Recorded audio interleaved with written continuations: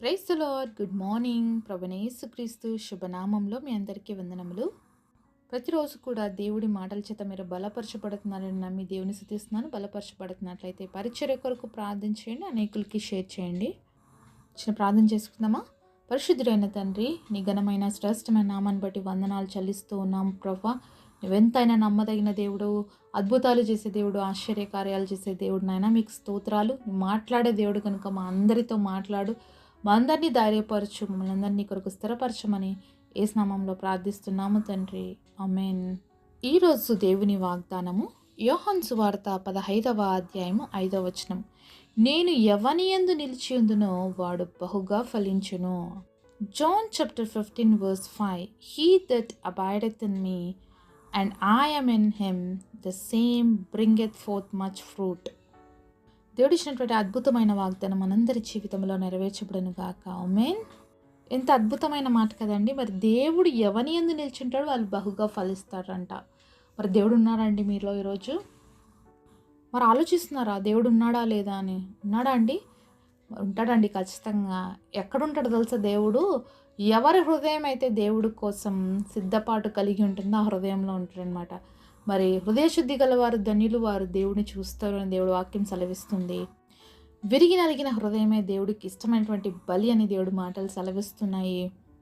మరి నీ దేహము దేవుని ఆలయమై ఉన్నదని నీవు ఎరగవా? దేవుడి ఆత్మ నీలో నివసించదని నీకు తెలియదా అని చెప్పి దేవుడి వాక్యం మనల్ని ప్రశ్నిస్తుంది.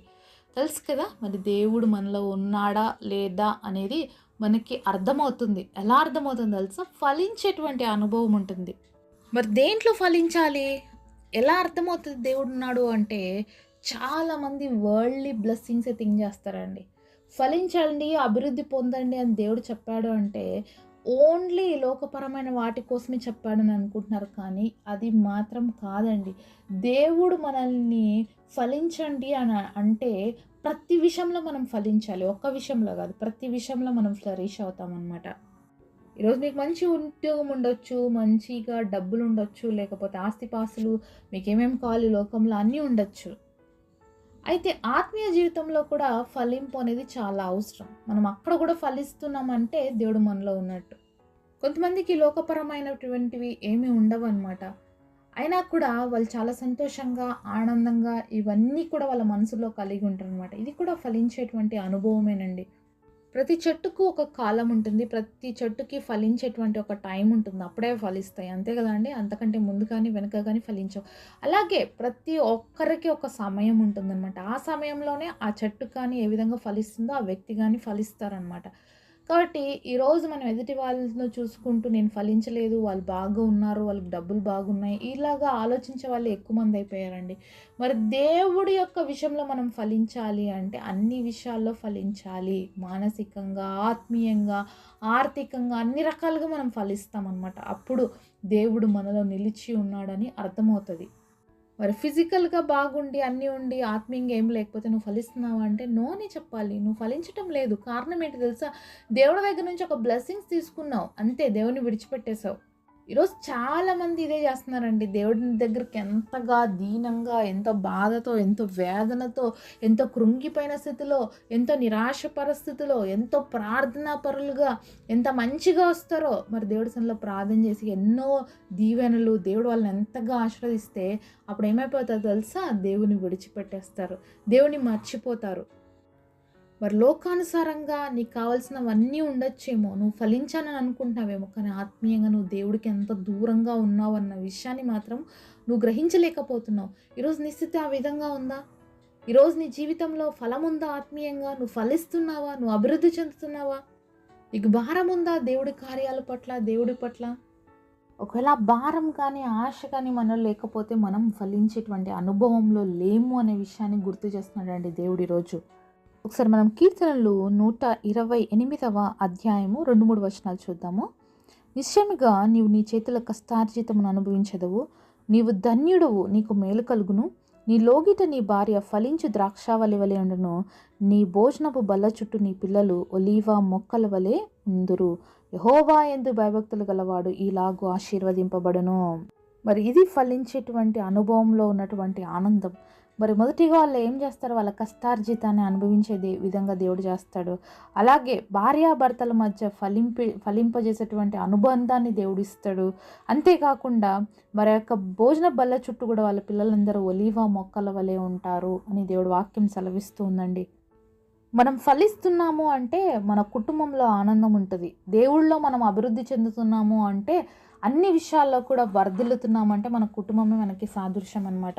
ఎందుకంటే కుటుంబంలో చాలామందికి ఈరోజు అలజడులు ఉన్నాయి. క్షేమం లేకోకుండా, మరి ఆనందం లేకోకుండా, అలాగే ఎంతోమంది ప్రతిరోజు లేచినప్పటి నుంచి గొడవలతో కుటుంబంలో నెమ్మది లేనటువంటి స్థితిలో ఉంటున్నారండి. ఎంత డబ్బుండి ఏం చేస్తావు, ఎంత సంపద ఉండి ఏం చేస్తావు అండి, మనశ్శాంతి లేనటువంటి పరిస్థితి. అయితే దేవుడు ఏ కుటుంబంలో ఉన్నటువంటి బిడ్డలో నిలిచి ఉంటాడో ఆ కుటుంబం ఏ విధంగా ఉంటుందంటే చాలా సంతోషంగా ఉంటుంది. ఆ ఇంట్లో ఉన్నటువంటి భార్య ఏ విధంగా ఉంటుందంటే ఫలించేటువంటి ద్రాక్షావల్లి వలె ఉంటుందంట. అలాగే పిల్లలు కూడా ఒలివ మొక్కల వలె ఉంటారంట. ఎంత గొప్ప విషయం తెలుసు కదండి. మరి ద్రాక్ష రసము, అలాగే ఒలివ ఆయిల్, మరి ఇదంతా కూడా చాలా మరి ఇంపార్టెంట్ అనే విషయాన్ని అలాగే దేవుడు వాక్యానికి సాదృశ్యంగా కూడా చూపిస్తూ ఉన్నాయి. మరి యెహోవా యందు భయభక్తులు కలిగినటువంటి వాళ్ళ కుటుంబమే ఈ విధంగా ఆశీర్వదించబడుతుంది, ఫలిస్తుంది అని దేవుడు వాక్యం సెలవిస్తోంది. కాబట్టి మనము మన కుటుంబ జీవితాల్లో మొదటిగా ఫలించేటువంటి అనుభవాన్ని చూడగలగాలి. అది చాలా అవసరం అండి. ఒకవేళ మీకు ఈరోజు అలాంటి ఫలం లేకపోతే దేవుడి సన్నిధిలో ప్రార్థించండి. కుటుంబముగా కలిసి ఆనందించే విధంగా దేవుడే చేస్తాడు. అలాగే కుటుంబంలో ఏదైతే లోటు ఉందో దాన్ని దేవుడే తీర్చి ఆ యొక్క సమృద్ధిని దేవుడు మనకి అనుగ్రహిస్తాడు. దేవుడి దగ్గర నుంచి ఆశీర్వాదం మనం పొందుకోవాలి అంటే దేవుడిలో మనం మొదటిగా నిలిచి ఉండాలి. దేవుడిలో నిలిచి ఉంటేనే ఈ ఫలాలన్నీ కూడా మన జీవితంలో పొందగలుగుతాం. దేవుడిలో నిలిచి లేకపోతే మనకేమైపోతుందంటే కత్తిరించి వేయబడతాం. ఒక చెట్టు ఆ యొక్క చెట్టులో ఉన్నటువంటి ఆ బ్రాంచ్ని, ఆ కొమ్మని తుంచేస్తే అది ఏ విధంగా ఫలించదో, ఏ విధంగా అభివృద్ధి చెందదో, మరి ఎండిపోతుందో, అలాగే దేవుడి దగ్గర నుంచి మనం వేరైపోతే మనం ఎండిపోతాం తప్ప మన జీవితంలో ఫలము అనేది ఉండదు. కొంతమంది ఎంత సంపాదించినప్పటికీ కూడా వాళ్ళ కష్టార్జితం అనేది సరిపోదండి, వృధాగా అయిపోతుంటుంది. ఎందుకంటే యెహోవా ఆశీర్వదించకపోతే ఒకరి ప్రయాస ఏమంట అది వ్యర్థమే, అది గాలి కోసం ప్రయాసపడినట్లుగా ఉంటుంది అని దేవుడు వాక్యము సెలవిస్తూ ఉంది. ఒకసారి ప్రసంగి 5వ అధ్యాయము 19వ వచనం చూద్దాము. మరియు దేవుడు ఒకనికి ధనధాన్య సమృద్ధి ఇచ్చి దాని యందు తన భాగం అనుభవించుటకును అన్నపానములు పుచ్చుకొనుటకును తన కష్టార్జితమందు సంతోషించుటకు వీలు కలగజేసినడలా అతనికి ఆ స్థితి దేవుని ఆశీర్వాదం వలన కలిగినదను కొనవలెను. ఈరోజు నీకు ధన సమృద్ధి ఉన్నా, నువ్వు చక్కగా అనుభవిస్తున్నా, అన్నపానములు పుచ్చుకొని హ్యాపీగా ఉన్నావు అంటే అది ఏంటి అంటే దేవుడే ఆ వ్యక్తికి అలాంటి మరి స్థితిని అనుగ్రహించాడు, అలాంటి ఆశీర్వాదాన్ని అనుగ్రహించాడు. కాబట్టి దాన్ని బట్టి దేవుని స్తుతించవలసిన వారుగా ఉన్నాం. అంటే ఎవరిస్తారు ఈ ఆశీర్వాదం అనేది? దేవుడు మాత్రమే ఇస్తాడు. ఇది ఫలించే అనుభవం అనమాట. అలాగే ఒకసారి హగ్గయి 1వ అధ్యాయము 6వ వచనం చూద్దాము.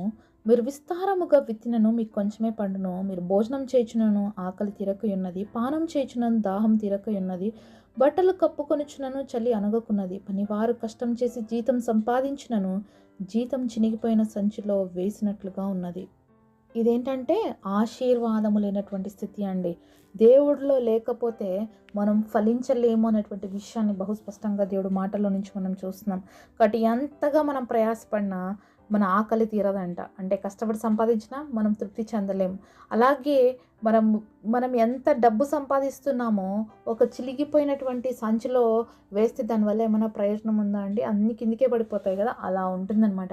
అంటే ఏదైనా ఈరోజు మన జీవితంలో మనం హ్యాపీగా ఉన్నాము, ఈరోజు ఏదైనా మనం కలిగి ఉన్నామంటే అవన్నీ కూడా దేవుడు ఇచ్చాడు కాబట్టి అనుభవిస్తున్నాం, ఆనందిస్తున్నాం. కాబట్టి దేవుడిలో నిలిచి ఉంటే మనం బహుగా ఫలిస్తాం అనే విషయాన్ని దేవుడు జ్ఞాపకం చేస్తున్నాడు. దేవుడిలో నిలిచి లేకపోతే మనం ఎంత ప్రయాసపడినా కూడా అది గాలికి ప్రయాసపడినట్లే అవుతుంది. కాబట్టి మన జీవితంలో దేవుడితో మనం అనుబంధం ఉన్నట్లయితేనే, అలాగే దేవుడితో అంటుకట్టబడిన స్థితిలో ఉన్నట్లయితేనే మనం ఫలిస్తామండి. దేవుడు లేకుండా మన జీవితంలో ఏమి కలిగి ఉన్నా కూడా అవేవి కూడా మనకి సంతోషాన్ని ఇవ్వలేవు, ఆనందాన్ని ఇవ్వలేవు.